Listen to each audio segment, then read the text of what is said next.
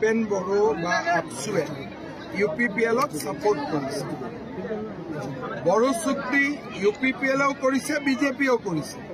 গতিকে মই ভাবো যে বিজেপিকো অলপ অলপ সমৰ্থন কৰিব লাগে। দেখা যাচ্ছে SIR অসমত প্ৰযোজ্য হ'ব।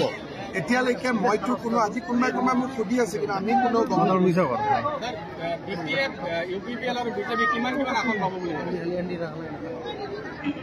ভাবো যে মোটামুটি চবে একেটা ৰেঞ্জতে পাই।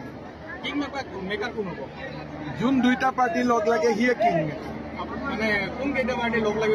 চবে তিনিটাইতো ঠিকে যে নিজৰ জেগাত ভালে আছে। বিজেপি আৰু UPPL BPF তিনিটাতো আইডিঅলজিটো একেটাই আছে, কংগ্ৰেছটো বেলেগ। চিফ কাৰ হ'ব আচলতে? আপুনি যিহেতু কৈছে চিফটো মই জাৰ্নেলিষ্টৰ পৰা এইবাৰ প্ৰিফাৰ কৰি আছো এজনে, কাৰণ জাৰ্নেলিষ্টবিলাকৰ ইমান চিন্তা চিফক লৈ।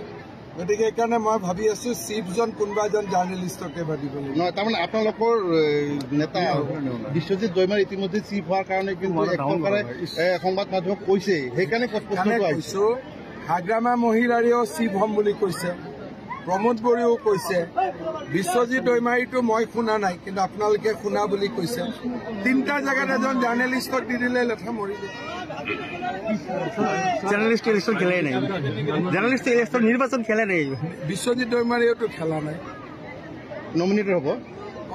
জাৰ্নেলিষ্টে নমিনেটেড কৰি দিলে কি আছে, দি দিলে ভাল চলিব।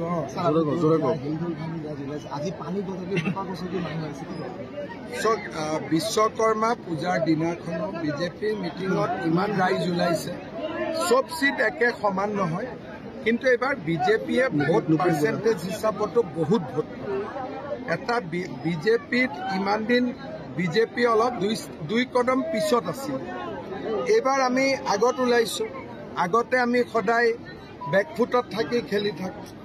এইবাৰ আমি ভালকৈ ইলেকশ্যন খেলিছো। গতিকে এইবাৰ বিজেপিৰ যিটো ৰিজাল্ট আহিব, জিকা হাৰাতকৈ এইবাৰ যিটো আমাৰ পাৰ্চেণ্টেজৰ ভোট আহিব, বহুত আগলৈকে আমি আগবাঢ়ি যাম। লাহে লাহে মানুহে বিজেপিকে আদৰি ল'ব। BTRৰ ফিউচাৰ বিজেপিৰ লগতে আছে। যিহেতু পৰ্বত ধৰাটো সংখ্যালঘু ভোটাৰ থকা সমষ্টি, তেনে ক্ষেত্ৰত আপোনালোকৰ বিজেপি প্ৰাৰ্থীজন কিমান পাৰ্চেণ্ট চবতেতো জিকিব নোৱাৰো, আৰু কিছুমান মানুহে আমাক ভোট নিদিব, কিন্তু ভোট দিয়া মানুহো বহুত আছে। সেইকাৰণে ৰিজাল্টতে ক'ব। পৰ্বতঝৰা এইবাৰ উদ্ধাৰ হ'ব, মই তেনেকুৱা মোৰ কোনো চিন লৈ কথা নাই। যি চিটত গৈছো মইতো বিচাৰো চব চিটে জিকক। এতিয়া মই 40টা চিটতে গৈছো, 40টাতো জিকিলে চমৎকাৰ হৈ যাব। কংগ্ৰেছৰ অৱস্থা কি হ'ব? কংগ্ৰেছ মইতো দেখাত এতিয়ালৈকে কংগ্ৰেছৰ কোনো চিট নাই।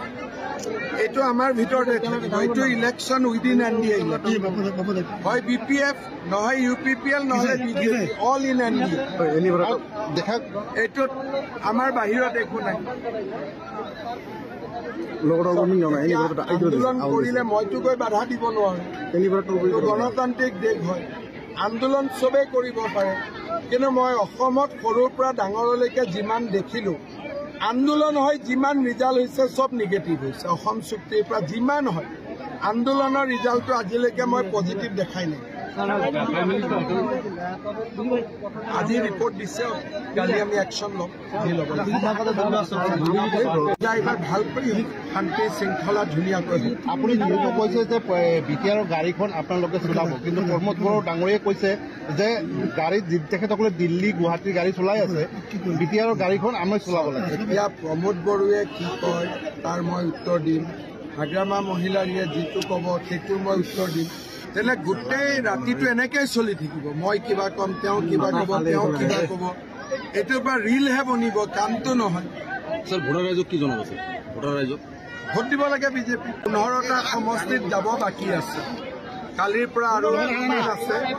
20 তাৰিখলৈকে 5টা তেতিয়া ফাইনেল ৰিজাল্ট কি হ'ব, কিন্তু যোৱাবাৰতকৈ বহুত ভাল।